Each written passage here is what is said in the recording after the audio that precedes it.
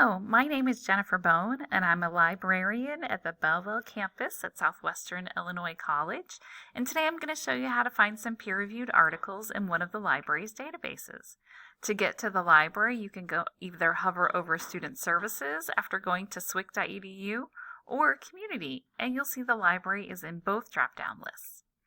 Once you land on the page, you can just scroll down underneath the picture and you'll get to the blue rectangle, and that's what we call our search widget. On the article tab right here, you'll see there's a search box where you can type in your topic. Underneath the search box are several companies that we contract with to lease articles that you can search and use for your research.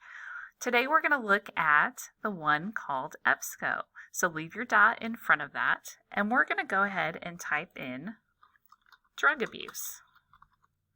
You can go ahead and click go.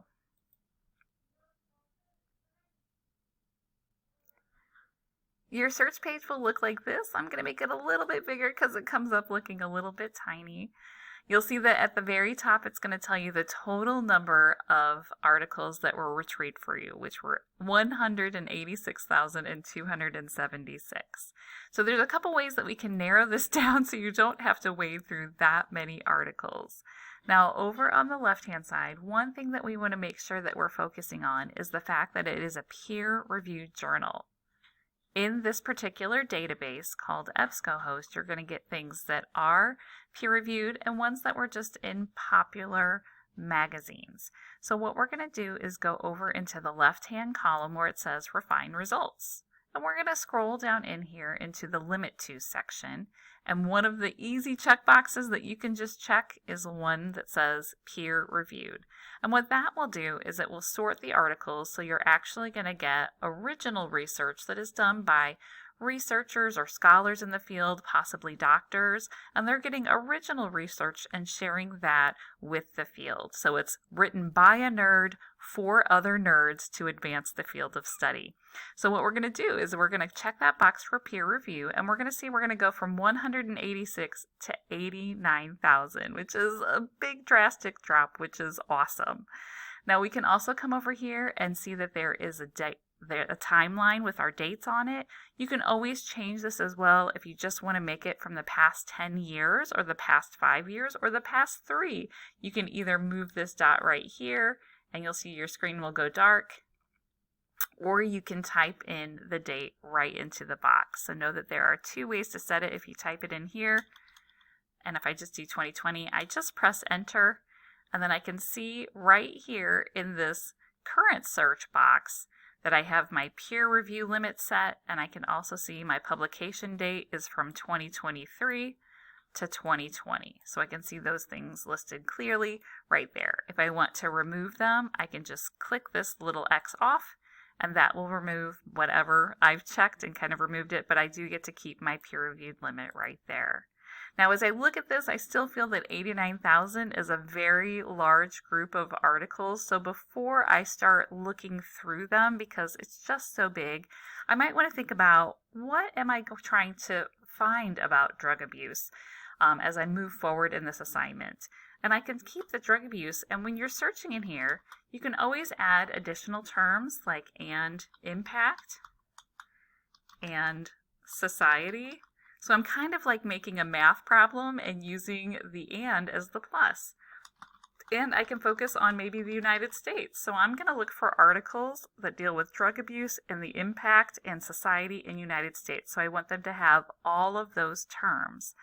I'm going to click the search button. And I'm going to just get 214, which is way more manageable. I always come over here to check and make sure my peer-reviewed checkbox is in my limiter section, and these are all peer-reviewed. And so this is going to be a place where I can start. I can see the first one I'm looking at, it actually has the title, who wrote it and where it was published, and the date. And I can also see that there are links to the full text. Now, I would recommend using the PDF full text just because it's usually easier to read. It looks exactly how it was when it was published. And then to take it with you, if you wanted to download it on your laptop, you can do so here with this little download button. You can do a print here. You can save to the cloud, either Google Cloud or OneDrive with these little tools right here. There's the email button. The email button is nice. You can send it to any email address you want. And then you can also send the citation to yourself. You can uncheck the HTML version. You can just send the PDF, and then you would just click send after you've filled in your email address. You can also, if you forget to send the citation or you just want to grab it real quick because you've downloaded the article, this little yellow piece of paper on the right will give you the citation for this particular article in all of the different styles. So you can just come grab an MLA if that's what you're looking for and copy and paste. If you're looking for APA, they're alphabetically listed, so those will be right here at the top. So just know you can just copy and paste and take it with you. As we go back, you will see that some of these are not full text.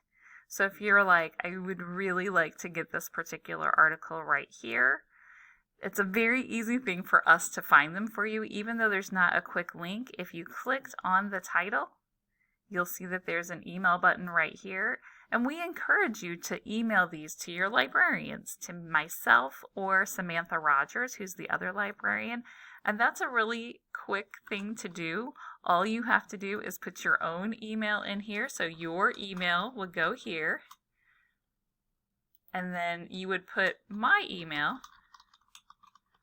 or Samantha's email right there. And to find our email, if you go back to the library page, our email address is located right in the Contact Us little box right here. So you can grab either one of our emails, pop it in, and then we get these all the time. And what we'll do is we'll go and grab this article for you and usually email you it the same day. So know that anything that you find in here is easy to use. Now, another thing to look at is when you click on the title of any of the articles, you get this little summary of the article. Sometimes these subject terms are nice to use. I don't always know what to call things when I'm searching around. So I like to see these are like hashtags on a TikTok. These are like official terms that are being used to label these articles.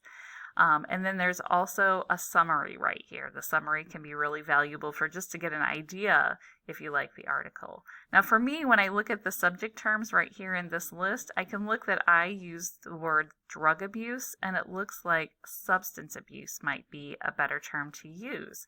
So I might want to come up here and do substance abuse or drug abuse.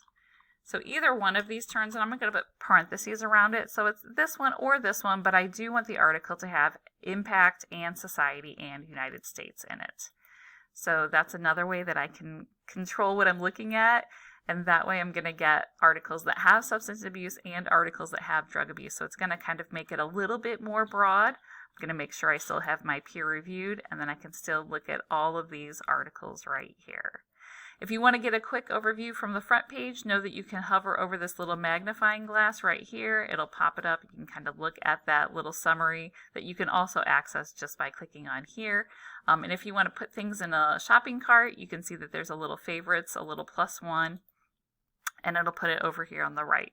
Just know that these databases are like little puppies. It doesn't save things in your folder for you because they're trying to protect your privacy. So just know that when you leave or walk away from your computer, if you come back, the things that you set aside will not be waiting for you. It'll have timed you out. So just know that you want to do a quick email to me, and then you'll be able to email it to yourself and always have it either there or in the cloud.